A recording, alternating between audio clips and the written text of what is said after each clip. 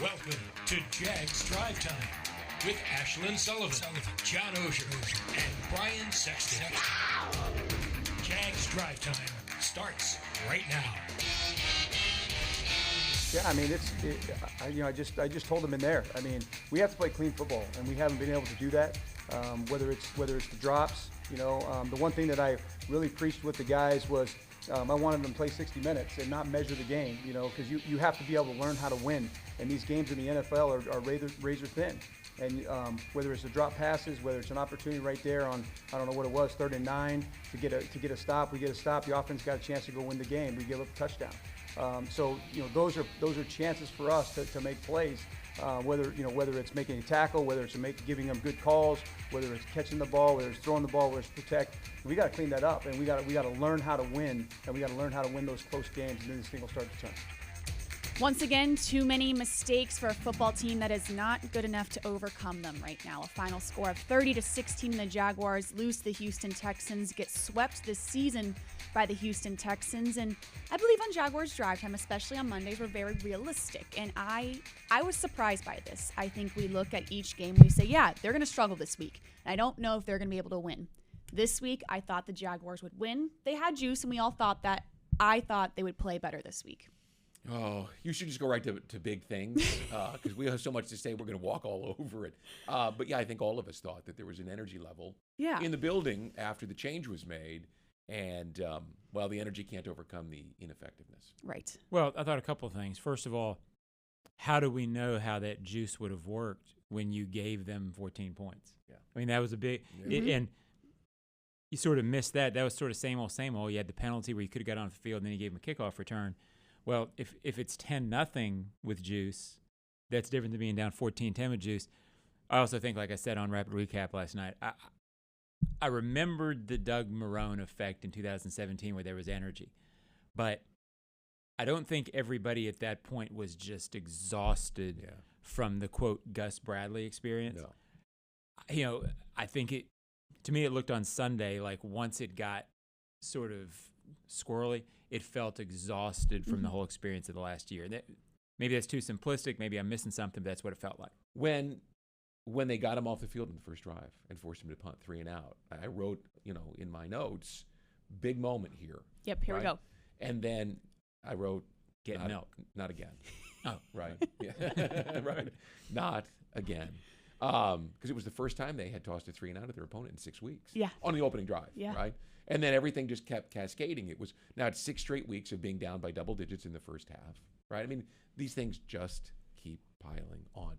And I think now, at this point of the season, it's too heavy for them to overcome it. Totally agree. Too big of a lift Yeah. for this team, which is not strong enough. Yeah, not playing good football right now. An amazing stat along those lines. Mm-hmm. It's been since week 5 against Tennessee that the defense did not give up points on the first drive. Yikes. Now, there's some circumstances with that. I think there was a turnover once or whatever. But for this team to always be in a hole or always be playing uphill, it's tough. Yes, it is. That leads us to big thing 1, which is woeful O. One series summarized the Jaguars' offense in a nutshell from yesterday. After Tyson Campbell's interception gave them the ball at the Texans' 17-yard line, Lawrence was sacked for a 1-yard loss, dropped for a 2-yard loss, and found his tight end for 8 yards. They were down by 10 points. They settled for a field goal, and Coach Bevel knows this offense has to do more. Yeah, I thought there was things that we did better today. There was a little bit of explosion. You were able to find guys.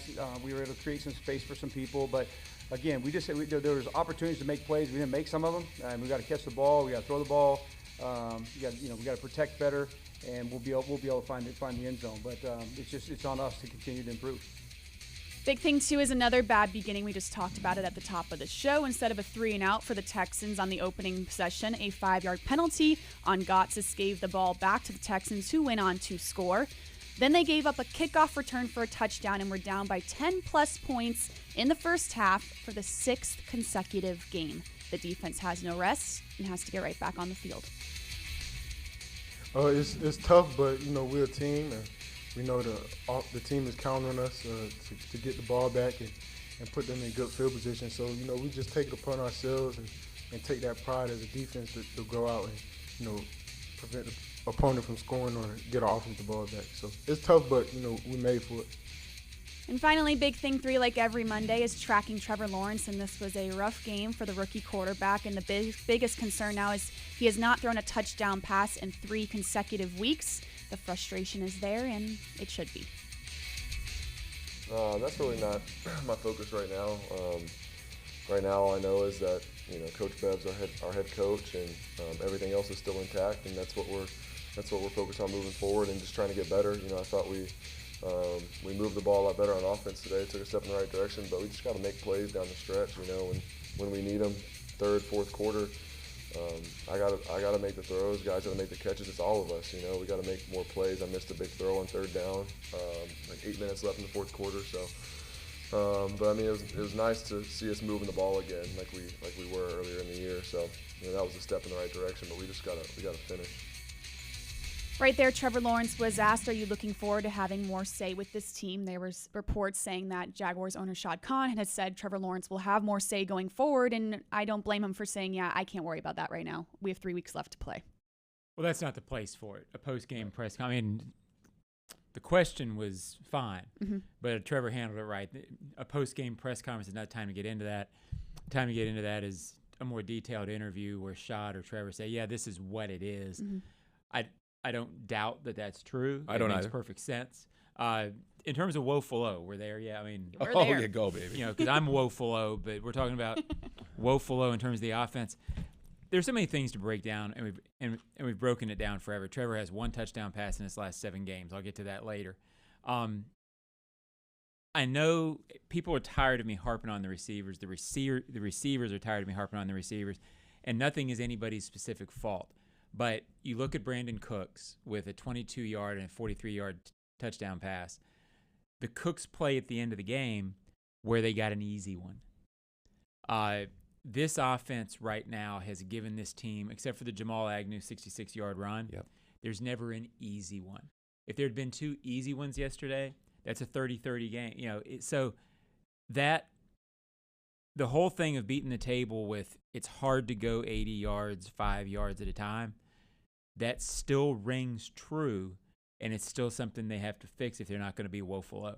So how many weeks have I been talking about short fields, right, and easy opportunities? So I thought that early fourth quarter opportunity there where they had a chance down 10, and Tyson Campbell gives him the ball at the 17.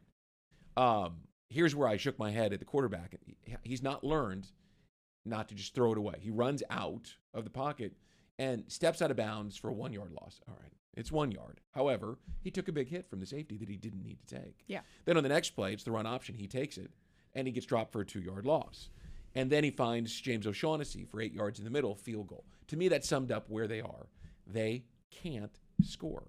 They can't create opportunities, even point blank like that. And, John, I will harp on the receivers. I thought Marvin Jones would be able to get open this year. He doesn't get open, right? Laviska Shenault needs to be gimmicked to get open because he doesn't get open. Treadwell is what Treadwell is. I mean, he's on his 3rd team. And he's a guy who dropped 2 passes yesterday. Wet ball, wet field, all of that stuff. This thing is broken down on the side of the NFL season. And you can't fix it this year. You can't. You're not going to say, well, James Robinson, hey, he still looked like a guy, even though he ran the ball well yesterday, who was not going to be able to do what he normally does. He couldn't bounce to the outside on one particular run. You can't fix what ails this team this season.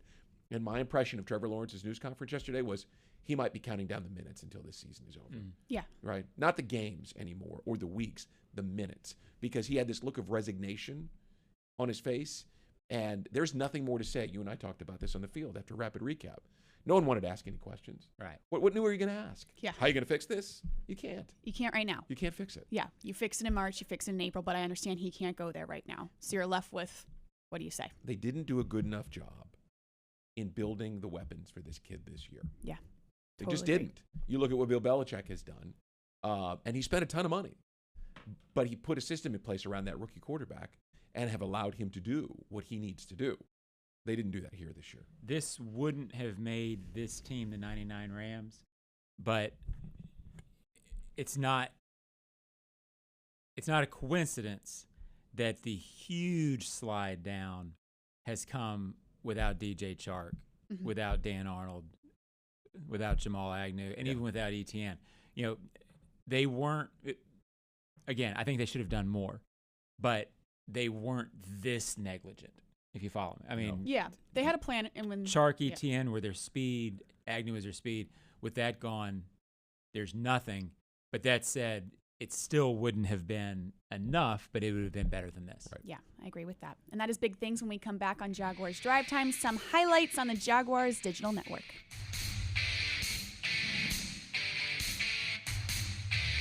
Jags Drive Time is brought to you by TIAA Bank. Turn potential into progress. And by Publix, where shopping is a pleasure.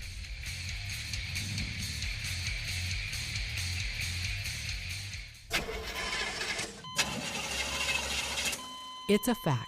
All cars will eventually break down. If you have CarShield, you can protect yourself from the high cost of auto repairs. And they're America's #1 auto protection company. Your transmission, engine, and car's computer system are all covered. Get the ultimate vehicle service protection. Call CarShield now at 800-471-1223. That's 800-471-1223. This season, make Pepsi your go-to game day drink because it's the only drink for football watching. Just look for 20-ounce Pepsi products in the cooler door at your local Gate convenience store and see how you could win an exclusive VIP experience at the Jacksonville Zoo and an opportunity to eat lunch with a Jaguars player. Eat with a big cat. Courtesy of Pepsi and Gate. No purchase necessary. Visit jaguars.com/zoo for official rules and details. Ends 12/31/21. Your family isn't like anyone else's. Your home shouldn't be either. At Dreamfinders Homes, you can build the home of your dreams in one of their 30-plus communities in Northeast Florida. Choose from luxury single-family homes or maintenance-free townhomes from the 200s. Dreamfinders specializes in homes built to fit your lifestyle. To find out more, call 904-738-0165 or visit dreamfindershomes.com.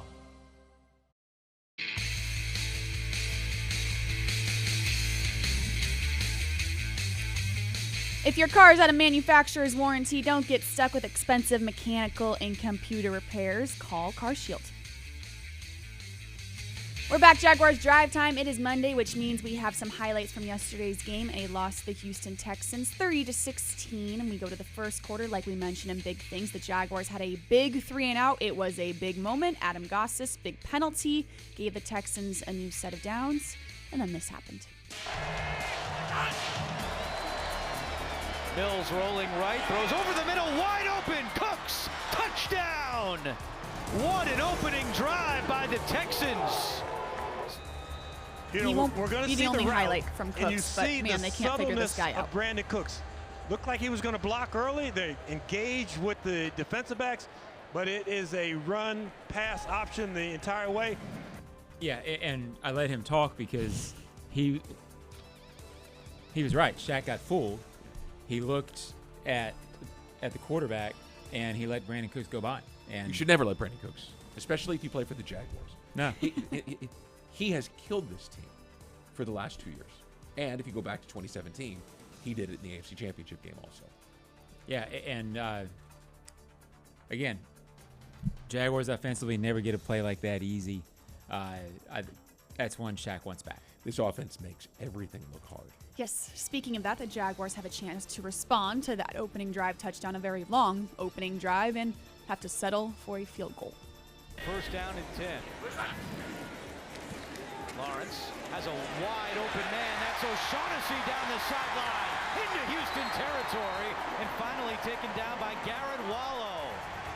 Trevor Lawrence actually had a couple of options on that play, but it's O'Shaughnessy who goes for 30. Punter Logan Cook is the holder, and the kick is good. So an opening drive field goal for Jacksonville, and it's now 7-3 in favor of... All right, 7-3. Yeah, yes it was. I kind of get why Bevel went with that. He was asked in the presser afterward. They ran a 7-yard run on third and 10 from the 11. Right. Got to the 4, started to go for it, then thought better of it. Maybe I'm just old school. I'm not big on the constant going for it on fourth down everybody's doing right now. I was fine with getting points there. Yeah. For this team in particular, coming off of a shutout, they needed something. Yeah. I thought on the first couple of drives, it's why I have not lost faith in Trevor. I thought on the first couple of drives, he looked like the guy you thought you were getting. I thought right before the bye, he looked like that. Yesterday, I thought a huge element, first 2 drives, you could tell Bevel was doing what he really wanted to do, and game planned and schemed 10 points. With this offense right now, it's hard to sustain that the entire game. The other team adjusts, and then there's not enough to readjust to if you're this offense. Early, they schemed a lot of guys open, but as the game went on, guys couldn't get open on their own, and that became the problem because the quarterback had to hold the ball too long. And there were a couple of instances yesterday, John, where he could have dumped the ball and gotten rid of it, and he took a sack and he didn't need to. But if you're talking about him, and we had the tracking Trevor we didn't get to a whole lot. Everybody's really concerned about him right now because he did not look good in the second half of that game yesterday. But early, when the confidence was there, when it was going right, he looked like the guy, and he looked like he was supposed to be. That's what you've got to reset to. But that's my hot take, Ashlyn. So okay, let's keep on going. Right after that field goal, the biggest uh-oh of the game. He's had a nice year for the Texans in the kick return department. In fact, earlier this month, he signed a 1-year contract extension. He'll take this from his own 1-yard line. Smith following his blocks. Nice job out across the 30, and he's still going.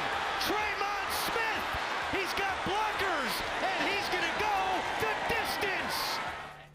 Yeah, everybody's killing Sorensen this morning for that. I wouldn't kill him. I'd go after Rudy Ford. Yeah, and, on Twitter, which I know, Brian, you love Twitter. Yeah, I'm on it. A lot of talk about, well, you got to get rid of Sorensen. This was terrible. I don't see how you blame him for the out-of-Gods's penalty, and I think you can make that tackle right there. Well, yeah, tackling. I think that's legal. In tackling, you use your arms, and Rudy Ford, if you see the end zone, and I don't know if we have it, comes in like this to try to knock Smith down. That Are ain't you gonna work. kidding me? It didn't work. Rudy Ford, who the previous head coach said was the best gunner he had ever seen, made a very silly mistake and thought he was just going to knock him down, and that was the difference. If Rudy Ford, he's right there, just puts his arms out to tackle him, he's on the ground, and now it's 7-3 and you got a chance. And they did go back to Logan Cook kicking off yesterday, which negated that problem of the short kicks. So at some point, if Logan struggles with the kicking off, meaning long term, sometimes it's tough for punters to kick off. If that's the case with Logan, that's fine. He's an all-pro level punter, but you got to get a kickoff guy. You talk about the social media nailing Sorensen. I guarantee you that he never says, hey, just put your arms up and try and knock him down. Yeah. That's not Sorensen's fault. No, absolutely not. All the way to the fourth quarter we go. It is 23-13 Texans. Tyson Campbell gives the offense a chance. Mills pass is intercepted. It's Tyson Campbell with his second interception of the season. Is Tyson Campbell's everyone one to grow on? Let's just decide it now.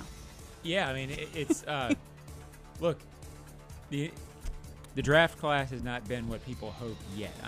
I've not lost faith in some of these guys, but this guy, boy, did they step into it with this guy. Yeah, good for them. And the coaching staff has talked all season long about how glad they were to have him here and how he was coming along. Mm-hmm. He's tremendously talented. He has the entire skill set that you need. He just didn't have the confidence early. Now he does. Now and think about what he's done. He has gone from a guy who looked like a liability, and for 6 weeks, I'll be honest, I didn't think he could play. Right. Yeah. I didn't think he had the instincts. It shows you what I know, but he looked like a guy who was lost, and I didn't know if you'd ever teach what they were talking about with the ball stuff.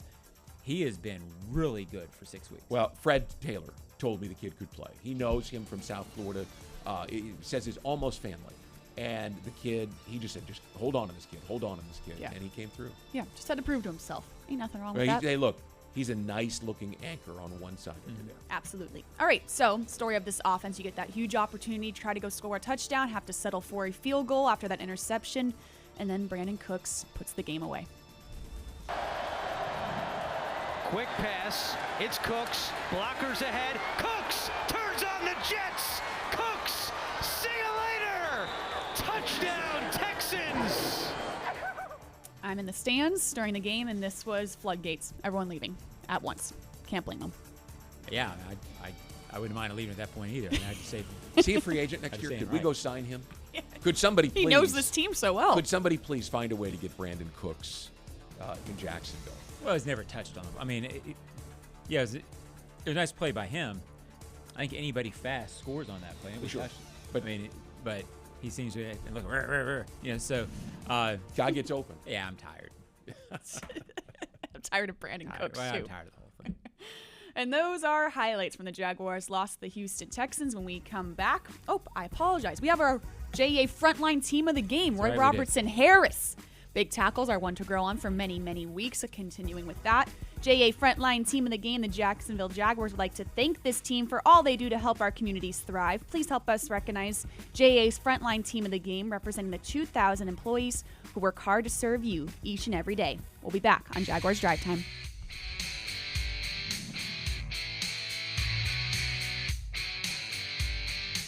Jags Drive Time is presented in part by Dreamfinders Homes, homes that fit your lifestyle, and Baptist Health, changing healthcare for good.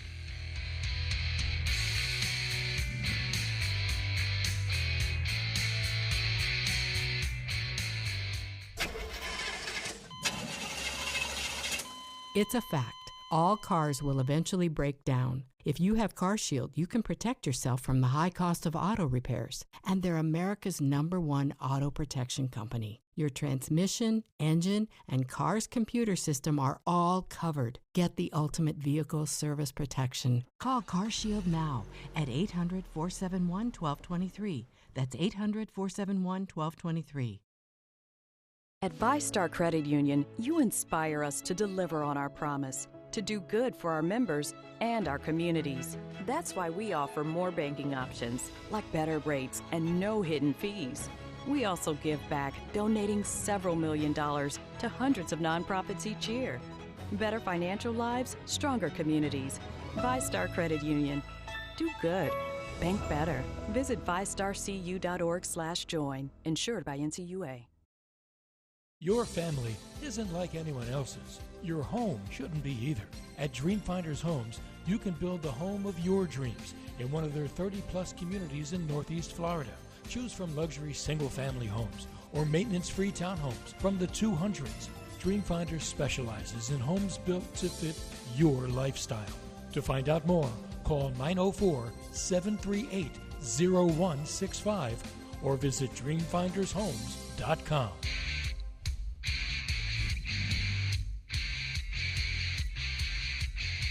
We're back, Jaguars Drive Time Monday, brought to you by CarShield. It is time for some hot takes. Brian Sexton, you're up.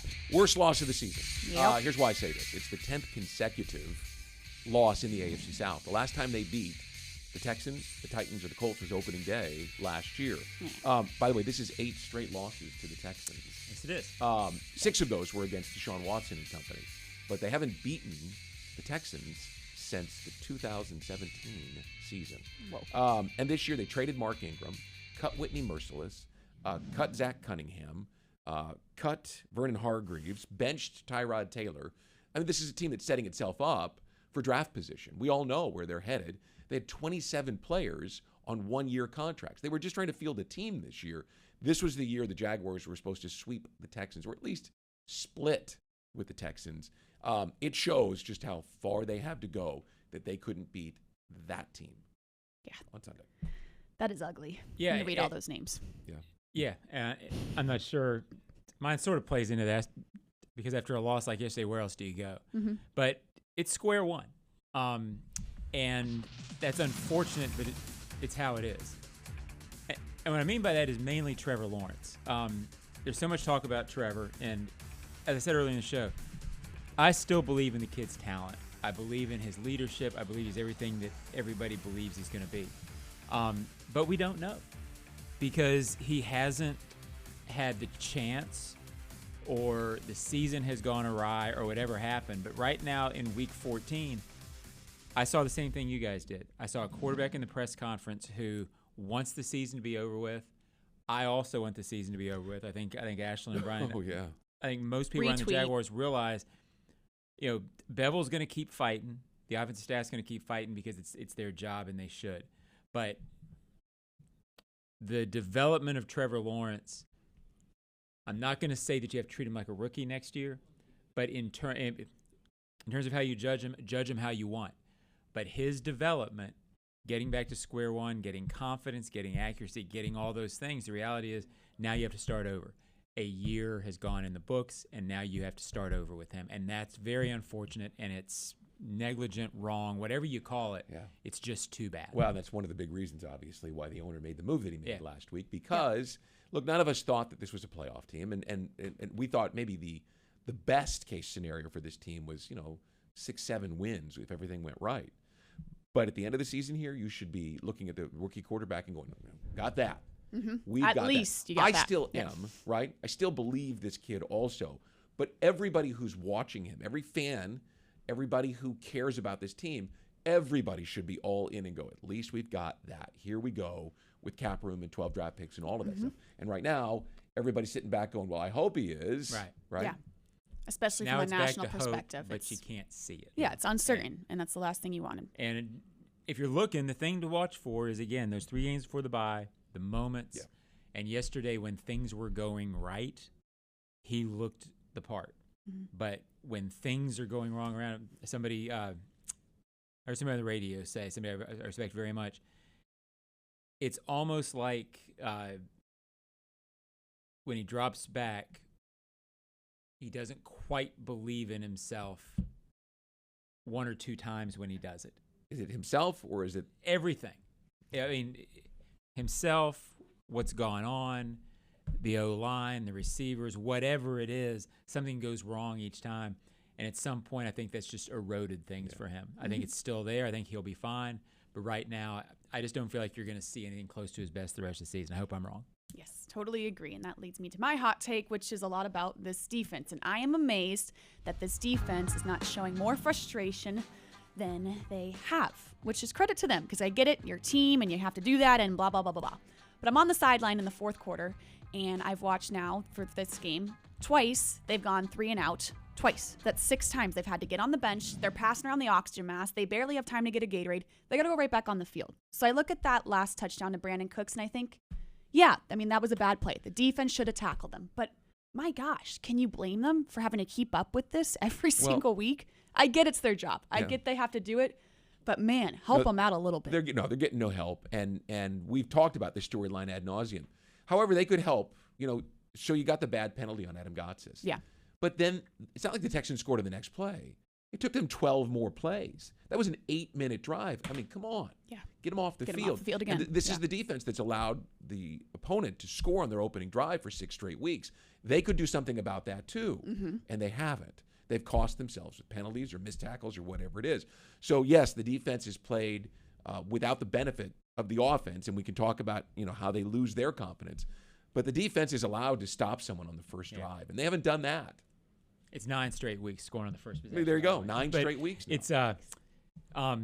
It's I think the defense on some level has to be a touch frustrated, not showing it.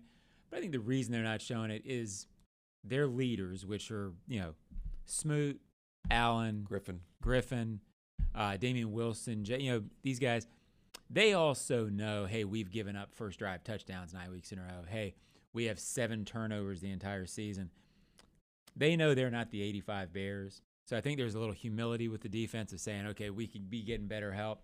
But it would be a bad look for them to be coming off throwing helmets. Oh, yeah.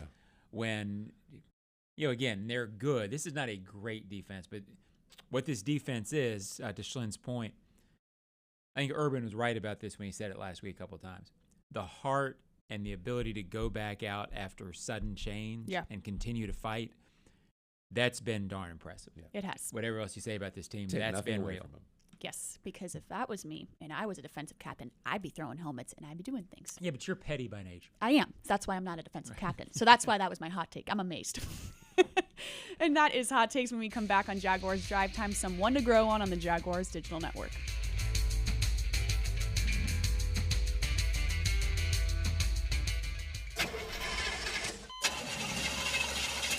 It's a fact.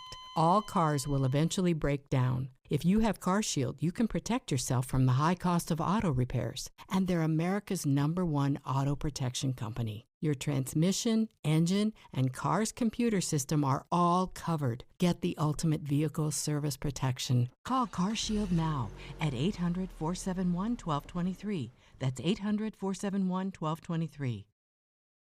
This season, make Pepsi your go-to game day drink because it's the only drink for football watching. Just look for 20-ounce Pepsi products in the cooler door at your local Gate convenience store and see how you could win an exclusive VIP experience at the Jacksonville Zoo and an opportunity to eat lunch with a Jaguars player. Eat with a big cat.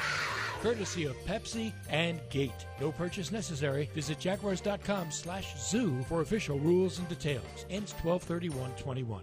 At VyStar Credit Union, you inspire us to deliver on our promise, to do good for our members and our communities. That's why we offer more banking options, like better rates and no hidden fees. We also give back, donating several $millions to hundreds of nonprofits each year. Better financial lives, stronger communities. VyStar Credit Union. Do good. Bank better. Visit vystarcu.org/join. Insured by NCUA. Back on Jaguars Drive Time for one quick segment, one to grow on after yesterday's game against the Houston Texans. Is it Tyson Campbell? Is that who you're picking? No. I mean, I know you are, so I thought of someone else. That's very nice. But go ahead. Tyson Campbell. How can it not be? John, is that yours as well? Well, it was going to be, but you took it all the time. Yeah, nice. I'm going to go with Trevor. Okay. I don't think he played well yesterday, but getting back to what I've been talking about, I still believe in the guy, and I think if fans would take a breath and look at the 3 games before the bye that I keep harping on. When things were going right, he was improving and looking the part. When things started going squirrely everywhere, I don't know that it was realistic to think that a 22-year-old kid was going to save it all. First couple of drives yesterday, I'm taking notes just like you are, Brian. Get bread at home. And I'm thinking this is what you wanted the kid to look like. Sure. He was throwing with confidence. He had energy. That can be harnessed and saved and moved forward with. I think he's going to be okay. I'll go with Devon Hamilton, who has not had a good season, but yesterday was dominant inside, was pushing people around. They're not a good inside running team. Mm-hmm. David Johnson just hasn't been the guy they wanted him to be. But he was making plays outside the tackles. So I thought Devon Hamilton is a guy who you look at and say, he's got a future. Mm-hmm. We'll see how big of a future, but I thought he played well yesterday. We shall see. And that is Jaguars Drive Time on a Monday, recapping a loss to the Houston Texans. Interim head coach Darrell Bevell meets the media at 1:45 this afternoon. You can watch that on Jaguars.com live, and we'll be right back here, Jaguars Drive Time, Wednesday morning. We'll see you then.